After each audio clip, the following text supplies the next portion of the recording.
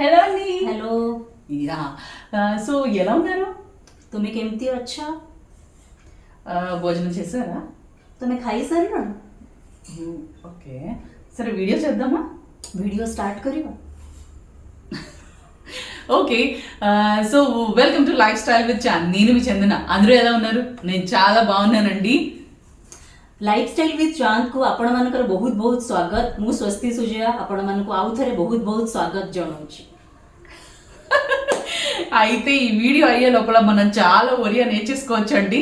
So నేను మీ చందనాని. So తిను స్వస్తి సుజయ ఒరిస్సా నుంచి. So she is a blogger అండి, అండ్ మా సొసైటీలో ఉంటారు. నాకు చాలా క్లోజ్ ఫ్రెండ్. సో తన హెల్ప్తో నేను ఒరిస్సా గురించి, ఒరిస్సా కల్చర్ గురించి తెలుసుకోవాలని చాలా ఆరాటపడుతున్నానండి. నాట్ ఓన్లీ ఒరిస్సా, మీ ముందుకి ఇంకా మంచి మంచి వీడియోస్, మంచి మంచి కల్చర్స్ గురించి తెలుసుకోవడానికి చాలా మంచి వీడియోస్ తీసుకొని రాబోతున్నాను. సో ఫస్ట్ మనం ఒరియాతో స్టార్ట్ చేద్దాము. మాకు ఒరియా గురించి చాలా విషయాలు తెలుసుకోవాలని ఉంది. సో దానికోసమే ఈ ప్రయత్నం అన్నమాట. సో మీరు ఏమైనా ఒక 5 ఇంపార్టెంట్ ఆస్పెక్ట్స్ గురించి చెప్పగలరా? ఒరిస్సాలో ఉన్న ఒక ముఖ్య విషయాల గురించి తెలుసుకుందాము. 5 aspects of Odisha, right? Right. So Lord Jagannath's iconic temple is there. Yeah. Okay. And its golden beach is also there.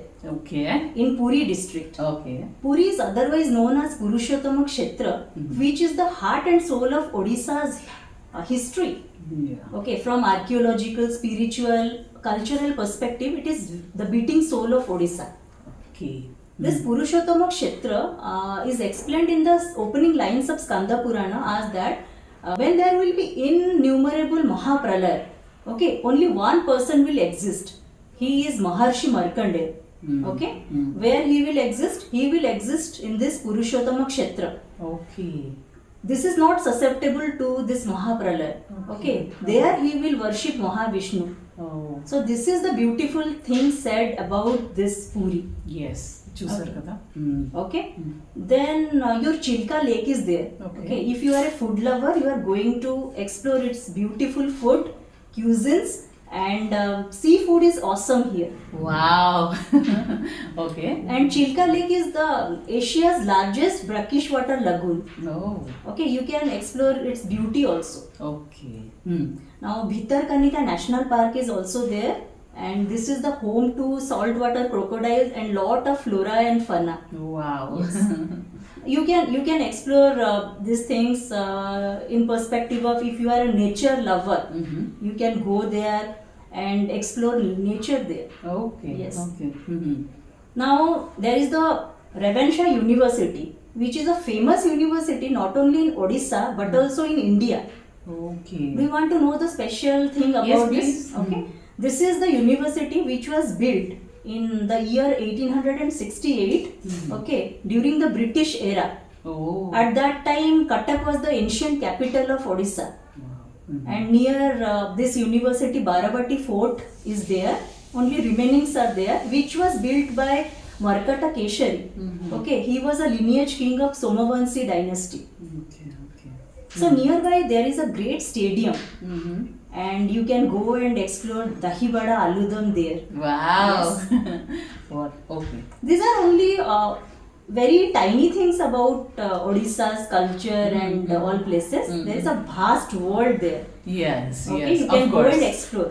Of course. చాలా మంచి విషయాల గురించి చెప్పారు. ఏవైనా 5 ఇంపార్టెంట్ ఆస్పెక్ట్స్ గురించి చెప్పమంటే ఆవిడ చెప్పింది ఏంటి అంటే Puri Jagannath temple and Chilka lake and Ravenshaw university and Bhitarkanika National Park. Bhitarkanika National Park. Your Debrigad is also famous. Lots of other places and are Baravati there. Fort. Baravati also. Fort. Yes.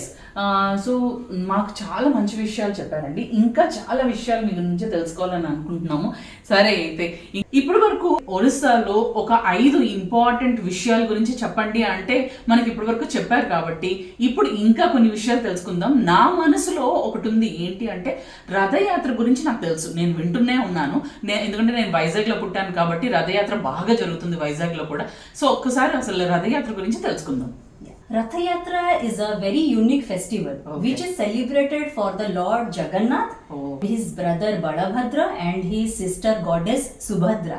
They are drawn by massive wooden chariots by multitude of devotees on the grand avenue which is locally known as the Vadodanda. Okay? Vadodanda. Yes, they are taken to the Gundicha temple. Thereby they reside for a week. Then they come back to Jagannath temple again. You know, people not only worship the Lord in Odisha, it is celebrated in global arena. Okay, just I want to say you, do you know about other festivals which are very unique in Odisha? They are celebrated only in Odisha. People are not aware of this. I am skeptical. Yes. Okay, మనకు అసలు తెలియదు అంటే ఏంటది? Yes. Okay, we the people of Odisha, we celebrate the Raja festival. Okay, we know that we are celebrating Women's Day, but we are not aware of Raja festival. Okay. Yeah, much before the celebration of Women's Day, people used to celebrate Raja festival in Odisha. It is a very progressive festival which we celebrate for womanhood and worship of the feminine energy. That you want to know that? Wow, that's really great. Yes. Okay. ఇంకా చెప్పండి. Yes. So it is believed that the divine wife of Lord Jagannath, Bhudevi, goddess Bhudevi, she undergoes for menstruation cycle for 3 days. Okay. On the 4th day, she is taken the ceremonial bath, which is known as Basumati Snan. Okay, in the local language. Okay. And people are expected to take break from the agricultural work. Okay. In that scenario, if we will compare all the women folk that we are celebrating womanhood, because they should take rest, all the women, all the girls in the family, they should take rest, they should eat pithas, they will do merrymaking, they will eat panos. Okay, the betel leaves. Yeah. Pan. Okay, pan, and they will swing, they will having all merrymaking, but they will not do the work. చూడండి ఎంత బాగుంది కదా, మొత్తం world అంతా ఇలా celebrate చేసుకుంటే చాలా బాగుంటుంది. ఇదేంటి అంటే రజా ఫెస్టివల్ అంట. అంటే ప్రతి అమ్మాయికి ఒక 3 రోజులు అనేవి చాలా ప్రెషియస్. ప్రతి నెల అది చాలా కష్టమైన పీరియడ్ అది క్రాస్ చేయడానికి. బట్ ఇయర్లీ వన్స్ అంట ఒక 3 రోజులు ఆ ఆడపిల్లలకి, అంటే ఎవరైతే తల్లులు పిల్లలు ఉంటారో అందరికీ సెలవు అంట. సో ఆ రోజు వాళ్ళకి మంచి మంచి భోజనాలు పెడతారంట. పీట్, ఎస్, ఇస్ ఇట్ కాల్డ్ పీట్? పీఠా పెడతారంట. పీఠ స్వీట్ గా ఉంటది, చాలా బాగుంటుంది. సో అది పెడతారంట. అండ్ అలాగే కాకుండా ఉయ్యాలు ఊగొచ్చు. తర్వాత చాలా చక్కగా వాళ్ళు ఎంత కావాలంటే అంత ఎంజాయ్ చేయొచ్చట. ఆ 3 రోజులు హ్యాపీగా వాళ్ళకి రెస్ట్ అంట. సో నాకు అది వింటుంటేనే నాకు గూస్ బంప్స్ వస్తున్నాయి. అసలు ఎంత బాగుంది కదండి. ఇలాంటి ఫెస్టివల్ని మనం కూడా ఇంట్రడ్యూస్ చేసుకోవాలి, అంటే మన స్టేట్స్ లోని. So that's really great. I mean good thing. Is it not a very progressive festival celebrating womanhood? Yes. Seriously it's a progressive festival. Yes. అలా ఒక 3 రోజులు అనేది ఒక ఆడదానికి కేటాయించడం అనేది ఇట్స్ రియల్లీ అ ప్రోగ్రెస్ అండి. అది ఒడిశా వాళ్ళు స్టార్ట్ చేశారు. సో మనకు కూడా అలాంటి ఫెస్టివల్ అనేది ఉండాలని నేనైతే ఆశిస్తున్నాను. మీరేమంటారో కామెంట్ సెక్షన్ లో చెప్పండి. Arey, that day you asked me about why our state is named so, Odisha. Yeah. Shall I tell? Yes. Yeah. Actually, Odisha comes from a tribal word Udra Rashtra. Okay. Udra Rashtra. Yes. So Sarla Das, who translated the Mahabharata in Odia language, he actually did that. He actually named it so, Udra Rashtra into Odisha. Okay. You got it? Okay, I got an idea now. Yes. So అందుకే ఒడిస్సా అంట ఒడిస్సాగా మారింది. ఎందుకంటే Sarla Das Yes. ఎప్పుడైతే what is it Mahabharata. He translated. Yes. Sarla Das translate చేశారంట Mahabharata ఒడియాలోని. Translate చేసిన టైంలోనే ఉడ్ర రాష్ట్ర అంటే అలా ఉండేదంట పేరు, దాన్ని ఒడిస్సాగా మార్చారంట. సో అది మన వాడుక భాషలో మళ్ళీ అది ఒరిస్సాగా మారింది. సో మళ్ళీ దాన్ని బ్యాక్కి ఒడిస్సాగా మార్చారు. యాక్చువల్గా అదైతే ఒరిస్సా కాదు. సన్ టెంపుల్ గురించి ఏమైనా చెప్తారా మాకు? Yes. Sun temple जो है कोणार्क temple ना, it is believed that there is 12 pairs of wheels and it is drawn by 7 horses and evoking its journey in the heaven of the sun god's journey in the heaven, and it is very famous for its unique architecture. Oh yes. And it is said that the chariot of sun god it evokes in the heaven. This is the integral part of this temple. Yes. Okay, with that ratha. Yeah. Oh, is it? చూసారా ఆ రథం మీద అంటే దానిలోనంట ఎన్ని చక్రాలు ఉన్నాయి, ఎన్ని wheels ఉన్నాయి? Means how many wheels? 12 wheels and 7 horses. 12 wheels ఉన్నాయంటండి. ఆ చక్రాలు ఏవైతే ఉంటాయో అవి 12 చక్రాలంట. ఎన్ని హార్సెస్ ఉన్నాయి? 7 horses. 7 గుర్రాలు ఉన్నాయంటండి. 7 గుర్రాలు ఉన్నాయంట. మనం జనరల్గా చూస్తూ ఉంటాం 7 గుర్రాలతోని ఫోటోగ్రాఫ్ చూస్తూ ఉంటాము. సో హెవెన్లోని ఆ రథం మీద సన్ తిరుగుతూ ఉన్నట్టు అని భావిస్తారంట. ఒరిస్సాలో చాలా ఫేమస్ అయిన దహివాడ ఆలుదం గురించి నేర్చుకుందాము. సో రాత్రంతా నానబెట్టిన ఈ శనగల్ని కుక్కర్లో పెట్టుకొని విజిల్స్ వేయించాలి. అలాగే పొటాటోస్ని కూడా వేరే కుక్కర్లో పెట్టుకొని అది కూడా ఉడికించుకోవాలి. తర్వాత కడాయి పెట్టుకొని ఆయిల్ వేసిన తర్వాత కాస్త పంచదార వేసిన తర్వాత జీలకర్ర వేసుకోవాలి. జీలకర్ర వేసుకున్న తర్వాత ఉల్లిపాయలు వేసుకోవాలి. ఉడకబెట్టుకుంది పసుపు బఠానీలండి, ఆ వాటిని ఉడకబెట్టుకుంటున్నాము. సో ఇటువైపు కడాయి పెట్టుకొని ఇలా వేపుకుంటున్నాం. పంచదార ఎందుకు వేయమన్నానంటే క్యారమెల్ రావడం కోసం వేయమన్నాను. దాని తర్వాత అల్లం వెల్లుల్లి పేస్ట్ అలాగే టమాటా ప్యూరీ కూడా వేసేసుకున్నాను. ఇప్పుడు కాస్త ఉప్పు వేసుకున్నాను, అలాగే పసుపు కూడా వేసుకుంటున్నాను. 2 స్పూన్లు కారం కూడా వేసుకుంటున్నానండి. ఉప్పు మాత్రం మీకు తగినంత వేసుకోండి, ఎందుకంటే ఇక్కడ మాకు ఎక్కువ ఉప్పు అక్కర్లేదని చెప్పి కొంచెం తక్కువే వేసుకున్నాం అనమాట. అలా వేపుకుంటున్నాము. బాగా ఇప్పుడు వేగాలండి, ఆ పచ్చివాసన అంతా పోయేంత వరకు వేగాలి. సో మనం ఎంతవరకు వేపుకోవాలంటే ఈ ముద్ద నుంచి ఆయిల్ దిగినంత వరకు వేపుకోవాలి. ఇప్పుడు దిగిపోయింది. సో ఇప్పుడు ఉడకబెట్టుకున్న పొటాటోస్ వేసేసి బాగా కలిపేద్దాం.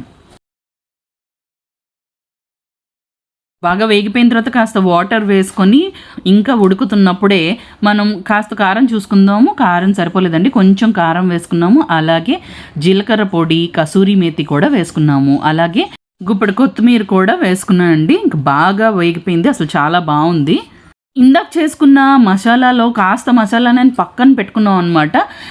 ఆ మసాలా తీసుకొని దాంట్లోని కాస్త కరివేపాకు వేసుకొని కొంచెం ఆయిల్ వేసుకోవాలండి. అలాగే కరివేపాకు, జీలకర్ర పొడి కూడా వేసుకోవాలి. అలాగే పించ్ ఆఫ్ బిట్ సాల్ట్ లేదా బ్లాక్ సాల్ట్ అంటారు, దాన్ని కూడా వేసుకున్నాము. బాగా కలిపేసుకుంటున్నాం అనమాట. బాగా వేగిపోయిన తర్వాత ఇప్పుడు మనం ఇందాక బాగా ఉడకబెట్టుకున్న బఠానీలని వేసుకోవాలి. ఆల్రెడీ ఉడికిపోయాయి కాబట్టి బాగా వేగితే సరిపోతుంది. ఇందులో మనం వేసుకున్న నీళ్లు కూడా ఉన్నాయి కదా, సో ఆ నీళ్లు బాగా ఇంకిపోయినంత వరకు ఉడకబెట్టుకుందాం. రాత్రిపూటే అంటే ఒక 4 గంటలు మినపప్పును నానబెట్టుకొని పొద్దున్న లేచిన తర్వాత దాన్ని గ్రైండర్లో వేసుకున్నాం అండి. ఇలాగ ముద్ద అయింది. సో దానిలోని గ్రైండర్లో తిరిగినట్టు ఒకే వైపు అలా తిప్పుతూ ఉంటే బాగా కలిసిపోతుంది అనమాట. ఇందులోని 1 స్పూన్ సాల్ట్ వేసుకొని అలాగే హింగువ కూడా కొంచెం వేసుకుంటున్నాం అండి. అలాగే జీలకర్ర కూడా వేసుకున్నాము. 1 ఉల్లిపాయ, 1 పచ్చిమిరపకాయ, కొంచెం కొత్తిమీర, ఇంకా మామిడల్లం కలిపిన ఈ మిశ్రమాన్ని దాంట్లో వేసుకుంటున్నాం అండి. ఇదిగోండి. సో దీంట్లో ఏమున్నాయంటే ఉల్లిపాయ, పచ్చిమిరపకాయ, మామిడల్లం, కొత్తిమీర అన్నీ కలిపి ఉన్నాయన్నమాట. ఇది మన మెయిన్ ఇంగ్రీడియంట్. ఇంకా అన్నిట్లో కూడా ఇవి పడతాయి. చూసారు కదా, ఉల్లిపాయ, పచ్చిమిరపకాయ, మామిడల్లం ఉన్నాయన్నమాట. సో ఇవి మాత్రం అన్నిట్లో పడతాయండి. ఇలా కూరలో కూడా మనం వేసుకోవచ్చు. సో ఇది ఇంకా ఉడుకుతుంది, ఇంకా ఉడకనిద్దాం దీన్ని. ఈలోగా ఒకవైపు గారెలు వేసుకుందాం అండి. చూడండి, అసలు గారెలు భలే పడుతున్నాయి కదా. నాకు ఈ కొత్త సిస్టమ్ చెప్పిందనమాట. నేను మామూలుగా చేతులతో వేస్తాను, బట్ దీన్ని ఏంటంటే ముద్దను తీసి ఇలా టీ ఫిల్టర్ మీద పెట్టి దాన్ని తిరగేస్తుంది అనమాట. సో బాగానే ఉడికిపోయాయండి. చూడండి, బాగున్నాయి కదా, షేప్ కూడా బాగానే వచ్చింది. సో అలాగే ఇంకా మరికొన్ని గారెలు కూడా వేపేసుకుందాము. చూడండి, గారెలు మాడిపోకూడదు, బాగా ఉండాలి అంటే మీడియం ఫ్లేమ్లో వేపుకోండి. సో హై ఫ్లేమ్ పెట్టేశారంటే మాత్రం మాడిపోతాయండి. కొంచెం మీడియం ఫ్లేమ్లో పెట్టుకొని బాగా ఉడకబెట్టుకోవాలి. ఇప్పుడు చేతితోనే వేసేసుకుంటున్నాం ఇంకా లాస్ట్లోని. సో ఇప్పుడు మజ్జిగ చేసుకోవడానికి పెరుగుని బాగా కలిపేసుకుందాము. సో పెరుగు గారెలు అంటే ముందు కావాల్సింది మనకి మజ్జిగే కదా. మజ్జిగ బాగా కలిసిన తర్వాత ఇందాక మనం కలుపుకున్న మిశ్రమం ఉంది కదా, పైలు కొత్తిమీర, మామిడల్లం, పచ్చిమిరపకాయలు ఇవన్నీ కలిపి ఉంది కదా, అది వేసేసుకొని దాని తర్వాత చిల్లీ పౌడర్ కూడా ఒక స్పూన్ వేసుకొని బాగా కలిపేసుకుందాం అండి. తగినంత నీళ్లు కూడా వేసేసుకోవాలి, ఉప్పు కూడా వేసుకోవాలి. వేగిన గారెల్ని నీటిలో వేసుకుంటే ఆయిల్ అంతా దిగిపోతుందంటండి. సో ఇలా వేసుకున్నారు. ఆయిల్ అంతా దిగిపోయిన తర్వాత వాటిని తీసుకెళ్ళి మజ్జిగలో వేసేసుకోవడమే అన్నమాట. మీదను కాస్త గార్నిషింగ్ కోసం పచ్చిమిరపకాయలు, తర్వాత మనం ఇందాక కట్ చేసుకున్న ఆ మిశ్రమాన్ని వేసుకోవాలి. దీనిపైన చాట్ మసాలా, బిట్ సాల్ట్, అలాగే జీలకర్ర పొడి కూడా కాస్త వేసుకోవాలండి. అలాగే కాస్త కొత్తిమీర కూడా వేసుకున్నట్లయితే చాలా అందంగా కనిపిస్తుంది. చూడండి ఎంత బాగుందో. ఇప్పుడు దీని మీద మనం పోపు వేసేసుకుందాం. దానికోసం కాస్త ఆయిల్ వేసుకొని, చిన్న కడాయి తీసుకున్నది, ఎంత బుజ్జిగా ఉంది కదా, దాంట్లో ఆవాలు, జీలకర్ర వేసుకున్నారు. అలాగే కాస్త కరివేపాకు, ఒక 3 ఎండుమిరపకాయలు వేసుకొని దాంట్లో హింగ్ కూడా వేసుకొని ఆ పోపుని ఇప్పుడు మన వడల్లో వేసేసుకుంటే ఇంకా అయిపోయింది. యమ్మీగా ఉందో, tasty and yummy dahi vada ready అయిపోయినట్టు. దహి వడతో పాటు ఒరిస్సాలో పోసపల్లి శారీస్ చాలా ఫేమస్. దాని గురించి చూద్దాం రండి.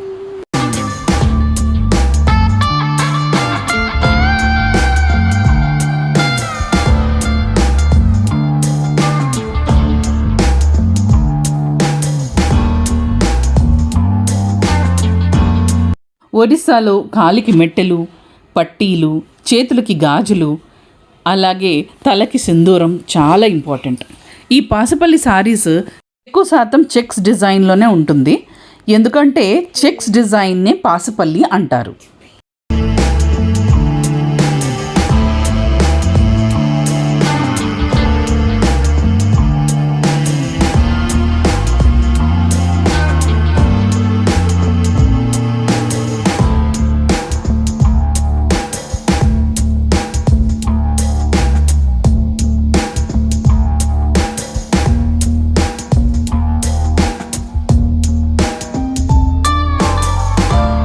ఒడిస్సా ట్రెడిషన్లో ఈ గాజుల ప్రసిద్ధి. ఈ తెల్లటి గాజుని శంఖ అంటారు, శంఖంతో తయారు చేస్తారు. ఈ ఎర్రటి గాజుని పోలా అంటారు, ఇది కోరల్స్తో తయారు చేస్తారు.